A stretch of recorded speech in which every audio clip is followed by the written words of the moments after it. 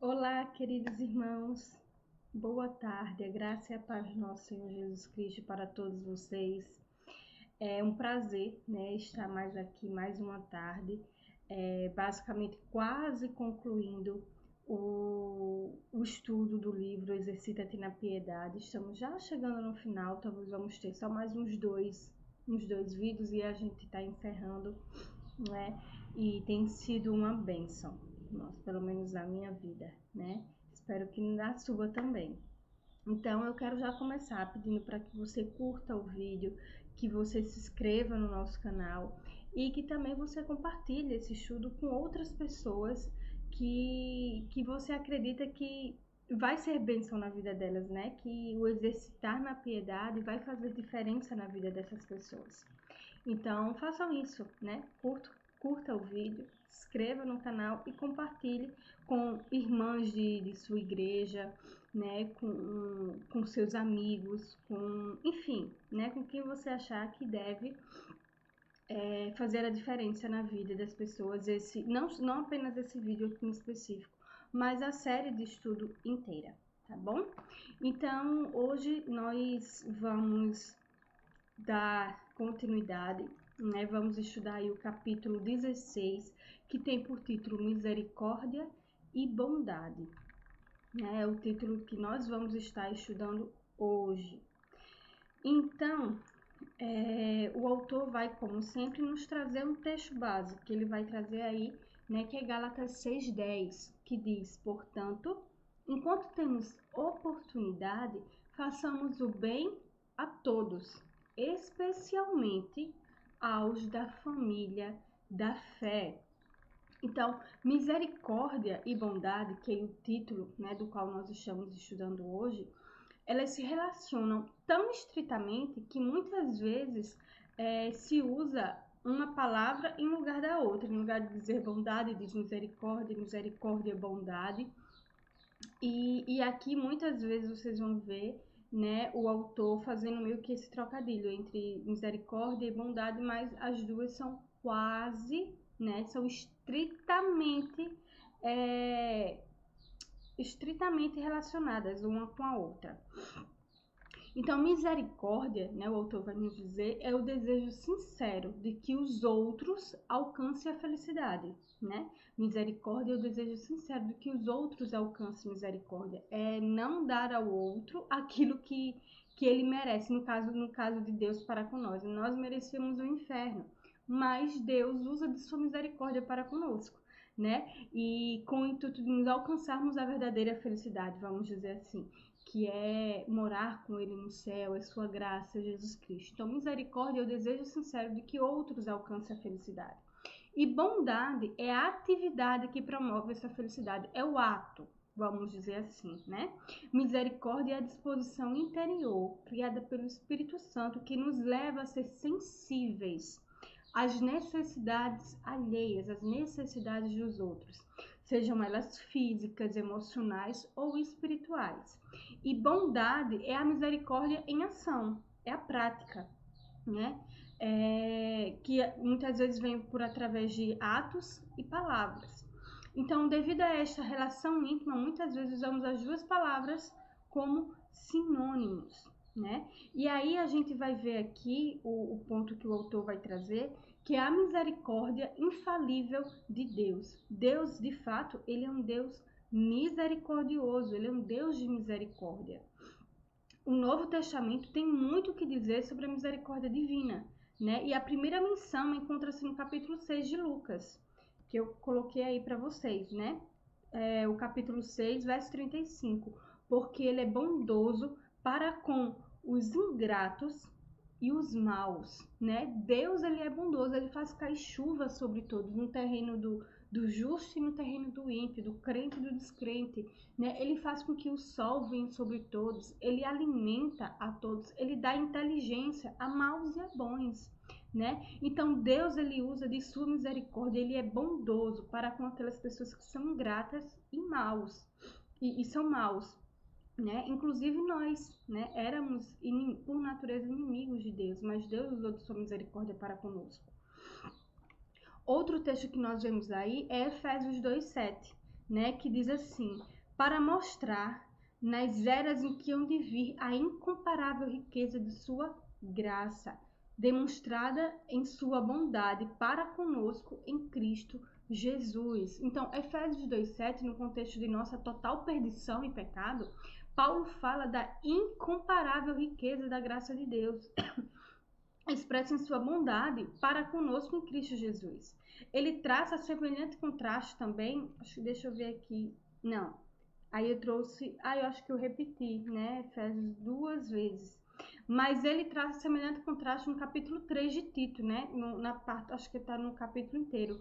Depois de descrever nossa condição de perdidos, ele declara, né, você vai encontrar essa expressão aí em Tito, no todo o decorrer do capítulo 3, né, que ele declara assim: mas quando se manifestaram a bondade e o amor da parte de Deus, nosso Salvador, ele nos salvou. Ele vai dizer assim, que ainda quando éramos pecadores e miseráveis, ele nos salvou quando éramos seus inimigos. Ele usou de bondade, de misericórdia para conosco, quando éramos ainda inimigos dele, né? Então parece que a Bíblia procura retratar a bondade de Deus em total contraste com a completa indignidade do homem. Ele faz essa comparação. Deus é bom, embora nós não merecemos, né? Nós somos inimigos e tem pessoas que menosprezam ao Senhor, que zombam o Senhor, e mesmo assim Deus usa de sua infinita graça, de sua misericórdia para com essas pessoas. Então, que lição nós podemos extrair desses relatos da misericórdia divina? Ele é misericordioso para com todos os homens, os ingratos, os maus, os totalmente perdidos e sem esperança, né? Os rebeldes, sem distinção nenhuma, né? Então, se nós quisermos ser semelhantes a Deus, nós teremos também de ser benignos para com todos os homens, para com todos, e isso inclui até os nossos inimigos, aquelas pessoas que sempre nos fazem o mal. Então, nossa inclinação natural, né, é manifestar misericórdia somente àqueles às quais nós temos alguma afinidade natural, né? Aquelas pessoas que são bondosas conosco, seja a nossa família, os nossos amigos, os nossos vizinhos amáveis, né? Porque os vizinhos ruins, a gente quer mesmo que se exploda, né? A nossa inclinação natural. Mas Deus, ele é misericórdia até para com os mais desprezíveis, os ingratos e os maus. Você já tentou ser benigno para alguém, para alguma pessoa que é ingrata? Né? Você já tentou? A menos, é horrível, irmãs, você tentar fazer o bem a uma pessoa e a pessoa não reconhecer, né? Não ser ingrata, né? A gente faz uma coisa e fulano só reclama, reclama, reclama, não agradece. Então, a menos que a graça de Deus estivesse operando em nosso coração, de uma forma significativa, a nossa reação para com a pessoa ingrata poder ter sido assim: nunca mais vou fazer qualquer coisa para ela, porque fulana não agradece, ela é uma ingrata, não vou fazer nunca mais nada para ela. A nossa natureza, né, a nossa inclinação natural é dizer isso. Mas Deus não volta as costas aos ingratos, né? Quantas e quantas coisas boas Deus tem feito por nós, e muitas vezes a gente só tem feito murmurar, né? Deus, ele não volta as costas aos ingratos. Por isso Jesus nos diz: amem, porém, os seus inimigos, façam-lhe o bem e emprestem a eles sem esperar receber nada de volta. Então, todas as vezes que eu faço bem a uma pessoa esperando a gratidão dela, eu vou me frustrar, né? Porque muitas vezes esse reconhecimento, essa gratidão, ela não vai vir. Então, aí a gente deve ter, por exemplo, Lucas 6,35 é um versículo que nós devemos memorizar, né? Amem, porém, os seus inimigos, façam o bem e emprestem a eles. E aqui, se estendendo, ampliando, não fazer somente o bem aos nossos, a gente tem que fazer a eles também, mas fazer não esperando nada em volta, nada de volta, nada em troca, pelo bem que a gente está fazendo, né? Então, o autor vai nos dizer também, e que, usando até a própria expressão de Cristo, que nós fomos criados para fazer o bem, né? Vimos que a misericórdia de Deus, ela é infalível, ela não falha mesmo com os ingratos. E nós éramos essas pessoas ingratas, né? E ele também nos fez fomos criados para fazer o bem. Fomos criados para fazer o bem. Então, muitos de nós, né, estamos familiarizados com Efésios 2, do 8 ao 9, que eu coloquei até para vocês, né? Pois vocês são salvos pela graça, por meio da fé. E isto não vem de vocês, ele é um dom exclusivamente de Deus. E não por obras, para que ninguém se glorie, né? O texto vai dizer assim, não por obras para que ninguém se glorie. Né? Então, estamos familiarizados demais com Efésios 2, 8 ou 9, que ensina ser a salvação pela graça mediante a fé e não por obras. Mas deveríamos igualmente reconhecer o versículo seguinte, que está aí, o verso 10 que eu deixei separado. Porque somos criação de Deus, né, realizada em Cristo Jesus para fazermos boas obras, as quais Deus preparou de antemão para que nós as praticássemos. Então, essa é uma declaração espantosa, vamos dizer assim. Não apenas somos criados em Cristo Jesus, nascidos de novo com a finalidade de fazer boas obras, mas também somos criados para fazer as boas obras que de antemão Ele preparou que andássemos nelas, né? E aqui, porque se a gente ficar só na primeira parte, do 8 ao 9, né? Não por obras para que ninguém se glorie, a gente pode cair no comodismo e dizer, não, eu não preciso fazer boas obras para que... porque eu não fui salvo pelas boas obras. Mas as boas obras são a evidência de que nós somos salvos, né? Cristo as preparou para que nós andássemos por ela. Antes que Cristo preparou para que andássemos por elas, pelas boas obras. Então, antes que conhecêssemos a Cristo, e segundo o Salmo 139:16, antes mesmo de havermos nascido, Deus preparou certas obras para que andássemos nelas. A palavra andar sugere a experiência comum, cotidiana, não uma coisa fora do normal, heróica, né? Um carro em chamas, eu vou lá, estava passando exatamente naquele momento, vou lá com o meu extintor e apago lá o fogo e salvo uma família inteira, com uma mãe grávida e com uma criança pequena de 2 anos, e eu fui lá e salvei. Essas foram as boas obras que Deus preparou que eu andasse. Não são esses. Lógico que Deus pode me usar para isso, né? Mas essas não são as boas obras que Deus preparou que você andasse no seu dia a dia, no seu cotidiano, né? Todos nós temos a tendência para estar à altura de ocasiões especiais, mas Deus criou-nos para realizar boas obras em meio à monotonia do viver diário, né? No nosso dia a dia, no nosso cotidiano. E o autor, o Jerry, ele vai trazer uma citação de Bethune, que ele cita assim: grande parte da felicidade do mundo depende daquilo que se denomina pequenas coisas. E é raro que Deus nos honre com distinções heróicas e famosas na prática do bem. É uma raridade você salvar uma pessoa ia pular da ponte, e eu fui lá, me agarrei, convenci, falei da palavra de Deus. Isso é uma raridade, mas o nosso cotidiano está repleto de ações, de coisas que nós podemos fazer para praticar o bem, né? Então, a maioria das oportunidades que temos de praticar atos bons surge da nossa vida cotidiana. O desafio é para que sejamos alertas, atentas para essas oportunidades e as vejamos não como uma interrupção, né? Eu tive que interromper o meu dia para fazer uma boa ação, ou como uma inconveniência, né? Uma coisa inconveniente no nosso dia a dia. Mas a gente não deve ver isso, mas como ocasiões de fazer as obras de Deus, né? As boas obras que Deus planejou para nós. Então, agora nós vamos ver essa bondade, essa misericórdia na prática, de 3 formas que o autor vai trazer aí pra gente, né? Eu até coloquei aí. A bondade na prática de 3 formas: fazendo bem no trabalho, fazendo bem no lar e fazendo bem a todos, né? São 3 formas aí que o autor vai nos trazer que nós podemos colocar em prática nessas 3 áreas. Talvez uma das mais óbvias áreas em que Deus preparou as boas obras para que andássemos nela seja o nosso chamado ou vocação. As boas obras que Deus preparou para nós, individualmente, para cada uma, são consistentes com as habilidades que Ele nos concedeu e com as circunstâncias em que Ele nos colocou, né? Com as habilidades, os dons que ele nos deu e as situações, as circunstâncias em que ele nos coloca. Quando há um problema com o nosso carro, por exemplo, e o mecânico competente o resolve o problema do meu carro, então esse é um ato bom, né? No entender do autor, ele assim, esse é um ato bom.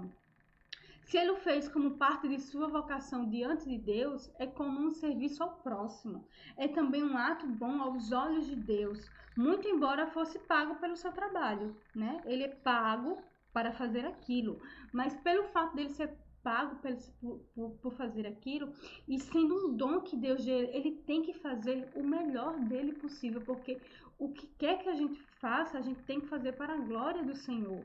Né? Mesmo que uma pessoa ímpia não entenda essa convicção de que tudo que faz é para a glória de Deus, mas tem que fazer aquilo, Deus deu dons a ela. Então, ele vai usar aqueles dons, né, de forma mais apropriada possível. Então, trazendo para o nosso contexto cristão, né, nós sabemos que tudo que nós temos e tudo que nós somos é da boa dádiva do Senhor. Então, foi dons que Deus nos deu, e através dos dons que eu tenho, através do meu trabalho, se eu trabalho numa ótica, né, por exemplo,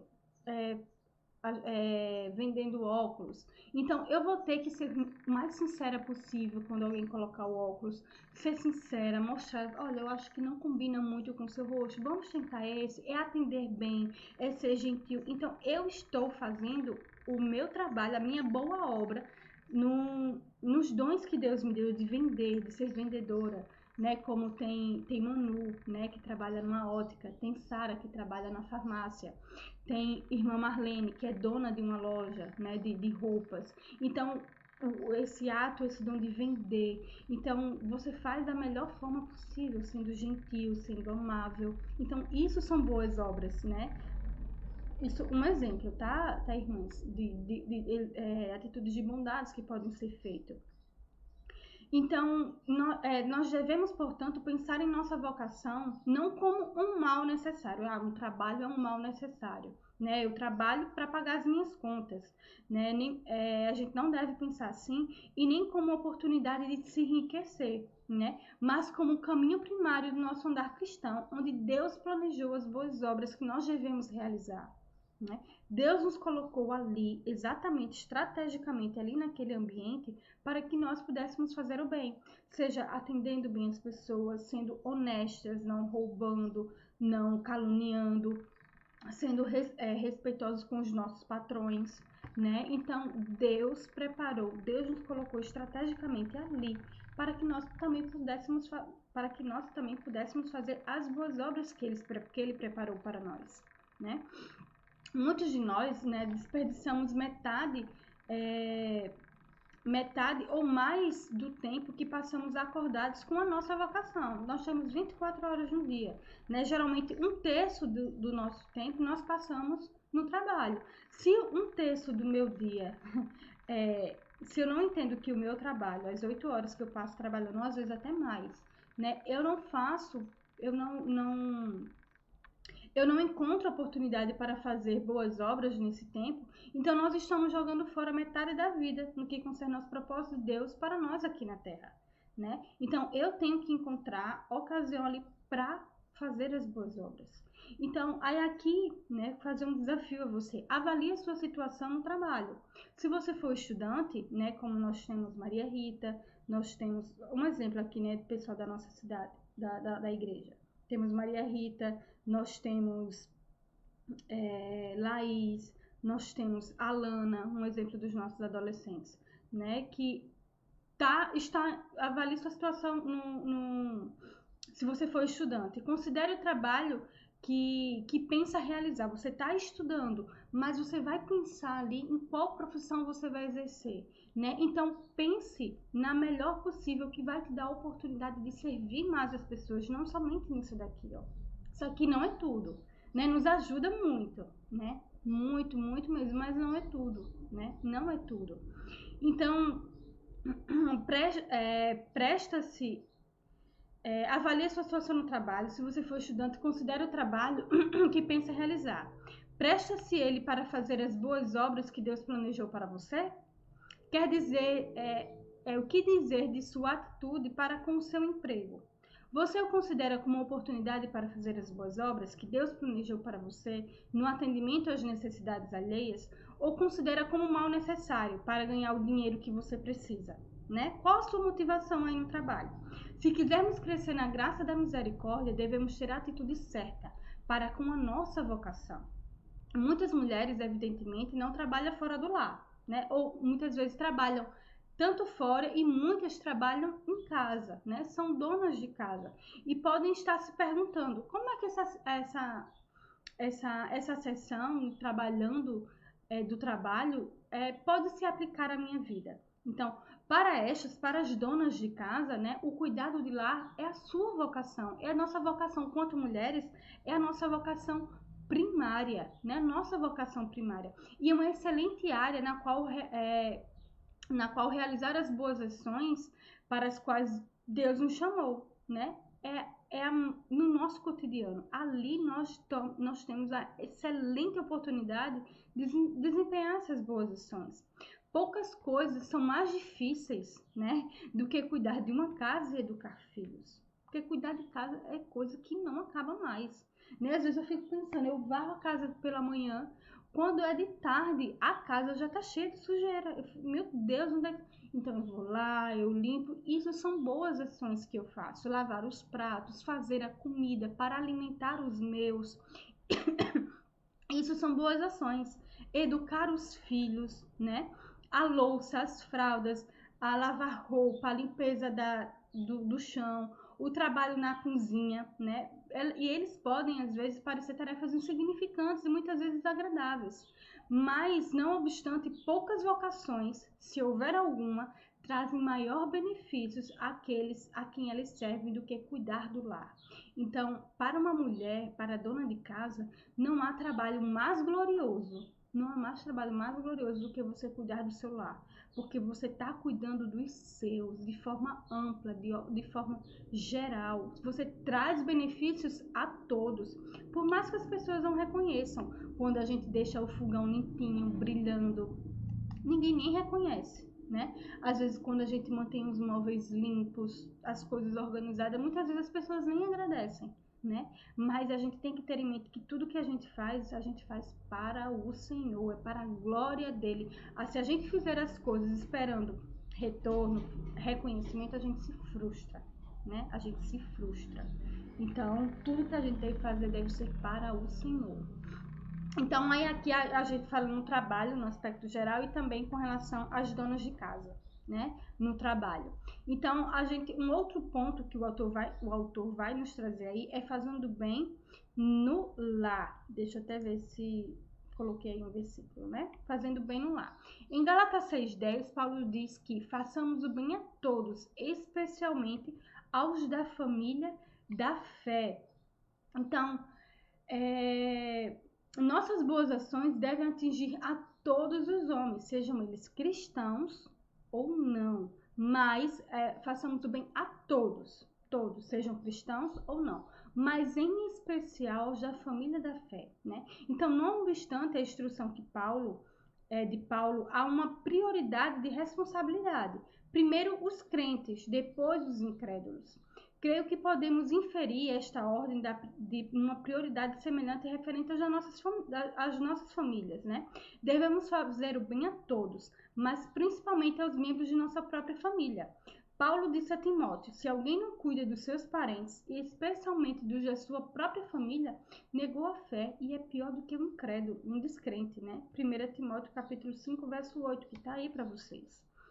As boas obras devem começar em casa. Se saímos para fazer boas obras aos outros, enquanto negligenciamos as necessidades do nosso cônjuge, dos filhos, dos nossos pais, então não estamos exercendo a graça da bondade. E muitas vezes, muitas mulheres pensam justamente assim, né? De que, eu vou para a reunião de oração, eu vou fazer isso, eu vou fazer aquilo na igreja, eu vou prestar um serviço voluntário não sei aonde, e muitas vezes esquece, a casa tá bagunçada, não deixa comida para o marido quando chega do trabalho, para os filhos quando chega da escola, enfim, né? Então, isso são situações em que nós negligenciamos os nossos.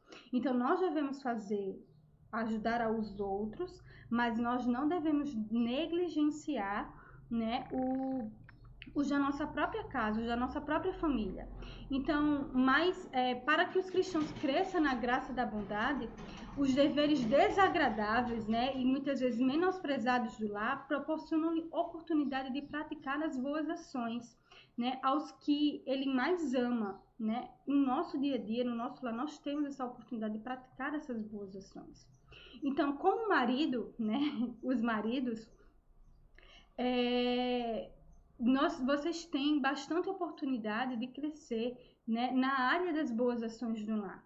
Há muitas coisinhas que vocês podem fazer dentro da casa, como também em torno dela, como, por exemplo, lavar os pratos, ajudar sua esposa a lavar os pratos, a botar o lixo para fora, sendo mais sensíveis no atendimento às necessidades de suas esposas, né?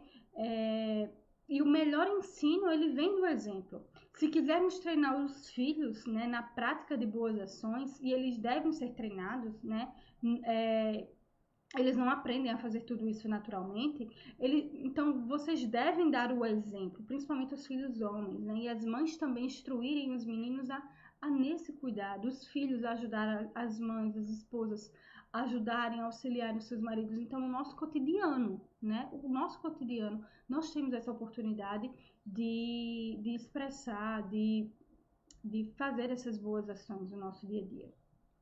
Então, o próximo ponto, né, que é esse aqui, ó, a bondade na prática, né, fazendo bem a todos. Então, boas ações de um trabalho no lar são importantes, mas também há lá fora um mundo enorme para cada um de nós, com muitas oportunidades de fazer o bem. Embora devamos observar a prioridade de Paulo em Gálatas 6,10, né, quanto aos da família da fé, não ignoramos o todos, né, mencionados no mesmo versículo. Visto que as oportunidades de fazer o bem são praticamente ilimitadas, devemos ser sensíveis ao Espírito Santo de Deus quando ele menciona as oportunidades para nós, né? Nós devemos estar sensíveis ao Espírito Santo e às oportunidades ao nosso redor para fazer o bem. A verdadeira bondade, ela é abnegada, não apenas no que se refere a dinheiro, mas também no que se concerne a tempo, né? Ao nosso tempo. Sempre estaremos ocupados demais para ajudar os outros, a menos que verdadeiramente compreendamos a importância que Deus atribui às boas obras e que prestamos aos outros. Às vezes a gente diz, olha, não, fulano tá precisando, a igreja está precisando ser limpa, né? Mas rapaz, não, eu não vou, que eu trabalhei tanto aqui em casa, eu tô cansada. Então é a oportunidade que nós temos de fazer o bem, né? Tudo vai depender das nossas prioridades.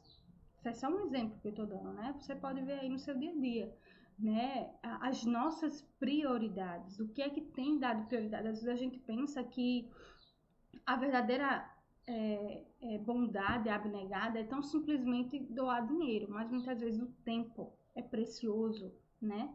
E muitas vezes a gente não dá a ele às pessoas. Então, uma das necessidades menos óbvias, porém mais críticas, que muitos, talvez a maioria, tem, é de alguém que alguém os ouça, né? Não precisamos dar um conselho, e sim de nossa atenção. E foi até o que nós falamos ontem, né? Muitas pessoas, elas não têm essa sensibilidade para ouvir as pessoas. Às vezes as pessoas não estão precisando de um conselho seu, só estão precisando de um pouco de atenção, que alguém que o escute, né? E muitas vezes a gente não tem feito isso. Então, se tem uma forma da gente fazer boas obras, né, vamos dizer assim, é dando tempo, gastando tempo com o outro, apenas para ouvir. E não é ouvir, né, ou conversar com as pessoas assim, não. Sim, fulano, pode falar. É verdade. Não é assim, é gastar tempo, é dar atenção, é o outro ver que você está interessado nele, né? Creio que a maioria das pessoas, crentes e incrédulos, sentem-se tão carentes de interesse autêntico da parte de outros, que um bocadinho de interesse de alguém é de tremenda ajuda.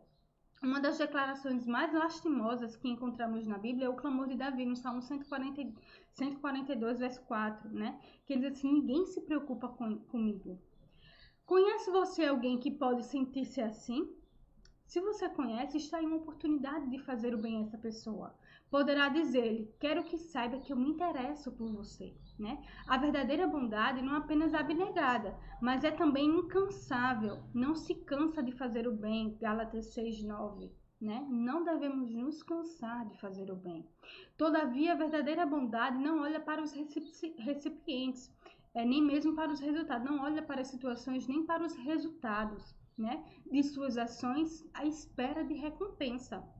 Ela olha somente para Deus e, vendo um sorriso de aprovação, adquire as forças necessárias para prosseguir fazendo o bem, né? E aqui, irmãos, caminhando para o fim, né? Considerem os seus dons, né? Como vamos deixar aqui como parte do desafio. Considere os seus dons, os dons que você tem, a sua vocação, as suas circunstâncias, como um depósito especial de Deus, com os quais servi-lo prestando serviço aos outros, né? Considere os seus dons e as circunstâncias em que Deus lhe colocou como oportunidade de prestar serviço aos outros. Como diz Pedro, né? Cada um exerce o dom que recebeu para servir aos outros, administrando fielmente a graça de Deus em suas múltiplas formas. Está em 1 Pedro 4:10. Deixa eu ver aqui. É 1 Pedro 4:10, né? Então, cada um exerce o dom que recebeu para servir aos outros. Lembre-se de que você é responsável não por fazer o bem, não por fazer todo o bem que precisa ser feito no mundo, mas por fazer o que Deus planejou para você. Não é fazer o bem a todo mundo, né? Mas é no lugar nos lugares e nas circunstâncias em que Deus a colocou. Lembre-se também de que a maioria das oportunidades para fazer o bem acontece na trajetória comum do nosso dia, né? No nosso dia a dia, no nosso cotidiano. Não procure o espetacular, né? Muitas pessoas têm oportunidade, poucas pessoas têm oportunidade de tirar uma vítima dos escombros de um automóvel em chamas, né? Como o exemplo que eu dei anteriormente. São poucas as pessoas que têm essa oportunidade, mas todos nós temos a oportunidade de proferir uma palavra bondosa ou de ânimo, praticar uma pequena ação, invisível talvez, né, que faça a vida das pessoas mais agradável, como por exemplo, lavar a roupa do seu esposo, dos seus filhos com carinho, colocar lá uma maciante, deixar uma roupa cheirosinha, né? Isso talvez ninguém veja, ninguém nem preste atenção. Mas são as tuas motivações, né? Fazendo isso para o Senhor, fazendo o bem, fazendo as boas obras que Deus te colocou para fazer. Então, reconheça a necessidade que você e eu, né, que nós temos da graça divina para largar a alma e a capacitá-la a olhar para além de nós mesmos, né? Porque muitas vezes a gente se concentra no que a gente quer que os outros façam para nós. Então, nós precisamos dessa graça divina para largar o nosso olhar e redescobrir as preocupações e as necessidades daqueles que nos cercam, né? Estar sensível. Estou recebendo uma visita na minha casa, então eu vou ver se o banheiro tem como ele diz, um prestor-barba, tem uma toalha, tem um espelho para a pessoa se olhar lá, tem um sabonete, tem uma escova de dente nova. Às vezes a pessoa até esqueceu e tem vergonha de perguntar: bota lá uma escova de dente nova, uma pasta, um desodorante, ou seja lá o que for. Então, assim, isso é só outras áreas de exemplos que eu estou trazendo, né? Estar atento às necessidades das pessoas principalmente daquelas que nos cercam. Então, vendo isso, né, pedindo a Deus essa necessidade, essa graça divina para alargar o nosso olhar, a nossa sensibilidade e para que Ele possa nos capacitar a olhar para além de nós mesmos, né, e descobrir as preocupações das pessoas que estão ao nosso redor, que nos cercam. Em seguida, devemos achegar ao trono divino com confiança para receber a graça que nós precisamos para crescer no fruto da misericórdia e da bondade. Que se possa dizer de cada um de nós: né, o que disse de Dorcas, né, lá no livro de Atos 9:36. Que somos notáveis pelas boas obras e as esmolas, as boas obras no geral que nós fazemos, né? Irmãs, que maravilha é se nós pudéssemos ser reconhecidos por pessoas bondosas. As pessoas pudessem olhar para a gente e dizer assim, caramba, fulano é uma pessoa muito bondosa, né? Muito misericordiosa, abnegada, está ali sempre disposta a ajudar o outro, ela é compreensiva, ela ouve, ela é atenciosa. Irmãs, quão louvável isso seria, né? Então, a gente, chegando aqui no final, a gente viu uma gama, nós vimos aqui uma vasta oportunidade que nós temos de servir ao Senhor, né? E aí, como eu coloquei para vocês, né, nós temos a oportunidade de servir a Deus, né, no nosso trabalho, né? Muitas vezes a gente acha que uma forma de glorificar a Deus é só sendo missionário lá na África, né? Não é porque eu tenho que ser pastor, né? Então, isso assim eu vou glorificar a Deus. Não, não. Você pode glorificar a Deus exatamente no lugar onde você está, com os dons que Deus lhe deu e no local, nas circunstâncias onde Deus lhe colocou. Fazendo bem no lar, aos nossos. Aqui, irmãs, é que nós temos oportunidades imensas de servir, de ajudar, fazer as boas obras do nosso lar e, de forma geral, né, a todos, sendo voluntária, pegando, tem uma mãe que está com dificuldade, a gente vai fazer uma campanha e vai ajudar, enfim, né? Nós temos uma gama de oportunidades de servir e de fazer as boas obras ao nosso próximo. E aqui, né, eu trouxe aqui um desafio em forma de perguntas, né? Primeiro, perguntar aí a você. Você tem desperdiçado a oportunidade no dia a dia de fazer o bem para as outras pessoas?